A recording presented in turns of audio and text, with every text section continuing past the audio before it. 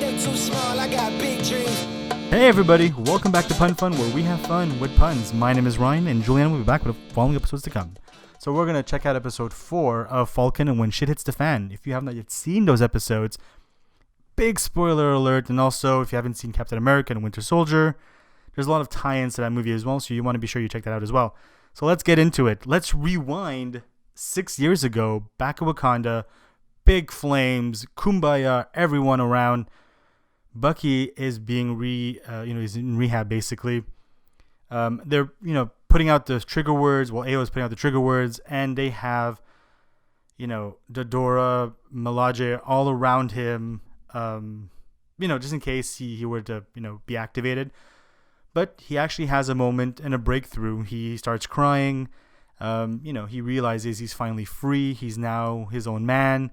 That he probably won't be able to terrorize people again.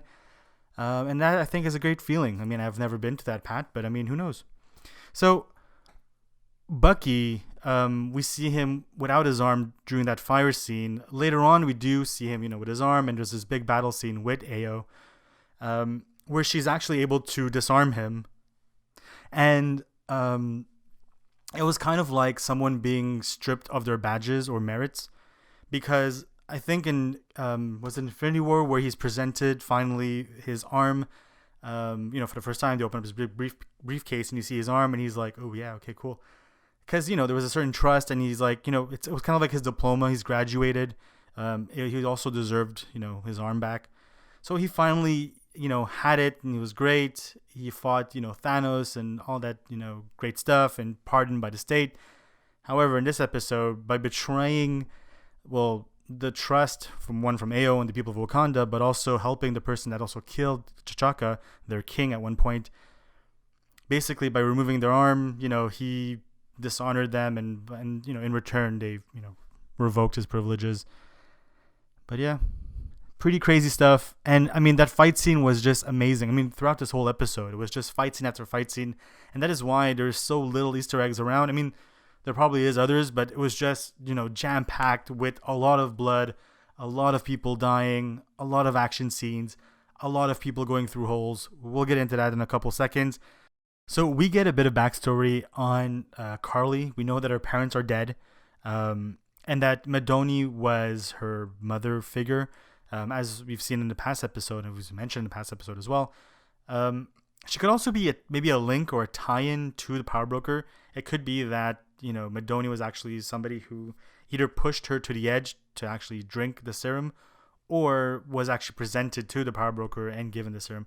We don't know, but we do know that this character actually has a bit more backstory, and actually has a lot more footage, but all we see is her basically dying. Maybe in the 2 next episodes or future episodes, we kind of get to see what her purpose was in all this, besides being the breaking point for this character to now blow up stuff and everything around her. But yeah, so we do see she goes and she gets the super soldier serum. She wants to make her army grow, and to do so, after hearing that the GRC was burning, she didn't seem pretty much phased by it. We also get to hear that there's the Patch Act. So again, Patch is another wink from Marvel, because that was actually one of Wolverine's nickname, and we've seen other Easter eggs that we've mentioned in the previous episode, that there's definitely a clear indication that they will be bringing in Wolverine into this world or into this MCU, maybe sooner than we think. And this is a second, big Easter egg to, showcase that. So we're taken back to this crazy action scene between Captain America 2.0, Lamar, Bucky and Sam, and also AO and her crew. So they're all there having this great, brawl, and Zemo takes this opportunity to basically pull a Houdini. Well, I mean, it's his hideaway. For sure he knows every little escape or tunnel to get out of there if needed. I'm not sure what Sam and Bucky was expecting. Anyways, I digress. What's great is that he made a second escape, basically. On a grander scale, he's out of there. Will we see him again? Probably we will, because he did shoot Karli. He doesn't know if she's dead, but I think with everything that we're going to see later on, He's going to realize that she's not, and he needs to finish the job. He's all about, carrying through the mission. So we see this big fight, as we've mentioned before, where, Bucky gets disarmed, and Captain 2.0 kind of realizes the people from Wakanda that's actually fighting him aren't super soldiers, but he's just getting his butt beat, basically. He doesn't understand. He just feels so much more inferior to everybody in that room at that moment. So, that definitely just pushes him even more and more to, become like Cap, but also pushes his ego that if ever he were to get a hold of the serum, he would take it in a heartbeat, which we kind of see. It was, again, Steve was given the serum, and in this case, he just landed on it. He wasn't deserving of it, and there's a lot of characters that weren't deserving of it, but he, basically snatched it and took it in secrecy, and, pays for it later on. So we see Zemo and his cleverness in the sense that to get the information he needed, he bribed a few kids with some Turkish delights.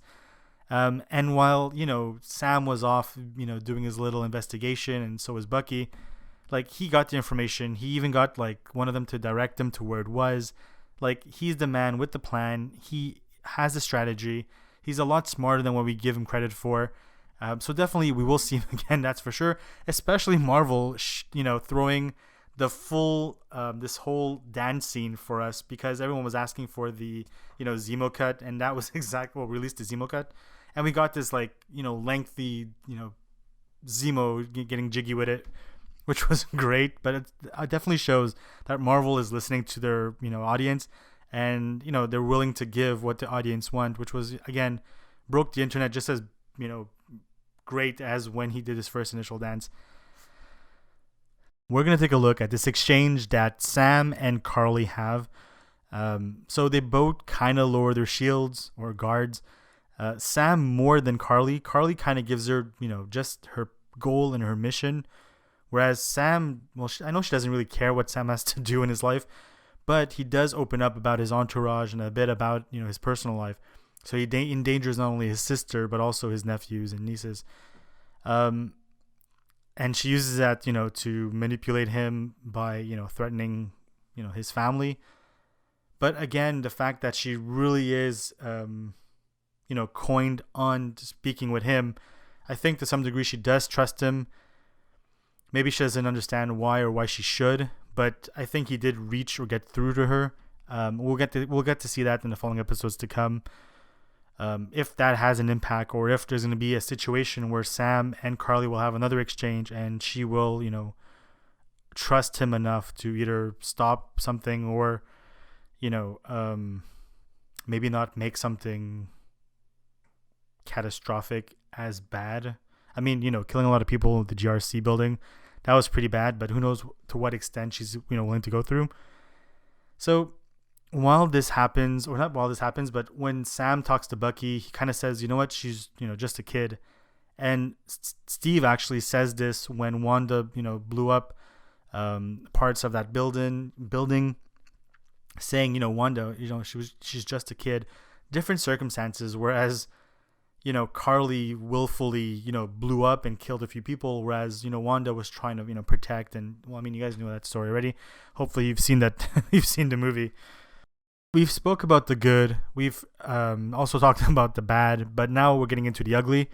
So John Walker is, this impatient dude who barges in, kind of like how Captain America does, basically, shield first, like in Captain America, the First Avenger. Also, when he bursts through, windows, he does the same action as, Captain did, shield first. So he goes in and he loses so much because of his stupid actions, because of the way he's, taken the serum and becoming, meh to this, psycho killer. Whereas Steve went from good to great. And, there's so many similarities and so many comparisons being done between Steve and Walker throughout all the episodes. But this one was just on the nose. Even when Lamar dies, he, he talks to him, or he tries to wake him up by saying Lamar twice, the same way Steve did when he lost Bucky. So he was like, Bucky, Bucky, and he loses his crap again, and then it just pushes him over the edge. And this is what led to where Steve, in one hand, was able to take the shield, and which we thought he was going to behead Iron Man or Tony. He basically deactivates, Tony's arc. This Captain 2.0 basically goes and takes the shield and goes on a full-on rampage and murders someone.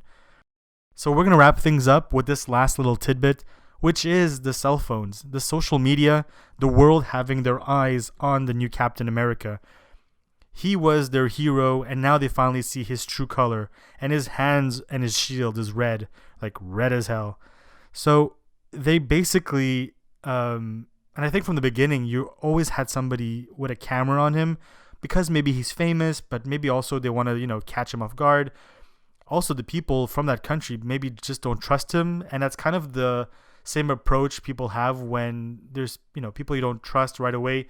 You tend to take out your phone and you film them just in case you were to come in a court of law, or to prove yourself that, somebody shady did something to you and you would like to prove it. There could also have been a situation, but in this case, it's for the world to see that, look what your captain has done. And will this bring to a war? I don't think so. We'll have to see how it goes. But this is a guy from, the United States coming into your country and straight up murdering somebody. So he's going to be put on trial. Will he be put on trial in the States? Will he be put on trial here? We don't know. Will it just be a cover-up? Well, you can't, because, now the world has seen what has happened. As for Karli, she has just, secured and, did what she initially wanted to do, which was make the Flag Smashers grow. So now, through sympathy and through, people bandwagoning and, just following the trend, will now, have the numbers multiply for her and be in her favor. She will now be somewhat of she's already been a public figure, but it may justify those, crude actions that she took earlier on. So in the episodes 5 and 6, which are meant to be the last 2 episodes to come, this one was action-packed. Maybe we'll have a bit more story in the 5th one, just to break down, what's going to happen to Cap 2.0. We know now that, the death of Lamar is definitely going to take a toll on him.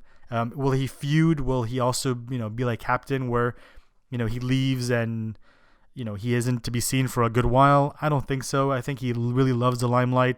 So anyways, we'll see what happens. Definitely, again, one last tiny little Easter egg we're going to throw in here is Bucky catching the knife, flipping it on itself, and throwing it back again. The same as he does with a lot of things, like kind of when he got the pipe, he grabbed it, he flipped it, and he threw it. Same thing with the bike in Captain America in Civil War. He takes the bike, flips it around, puts it on, and then, uses it to ride off. We are going to try out a new concept, which is going to be on our Instagram page at Team PunFun.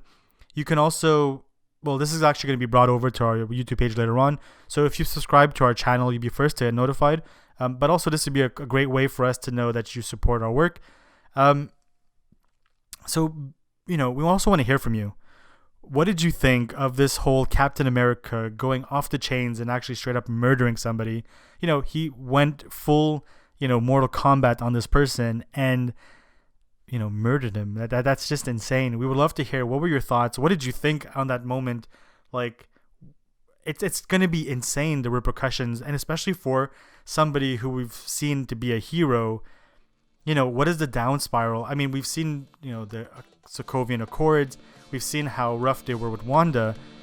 But this guy, nobody really liked him to begin with. And now there's even more reasons to hate him. So anyways, hit us a comment below. We'll definitely reach out to you. And we'll see you on the next episode of PunFun. Take care, guys. Peace.